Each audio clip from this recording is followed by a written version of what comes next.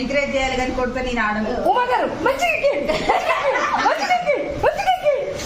ఉమా గారు కింద నుంచి జారిపోకుండా జాగ్రత్తగా ఎక్కియాలండి. అర్థమైందా? జారిపోకుండా అంటే కింద జారిపోవాలి. జారిపోవడం ఎందుకు అన్ని రాదా?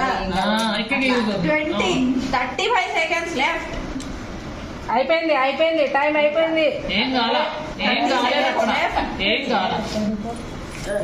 బాగా ఆడండి ఉమా గారు.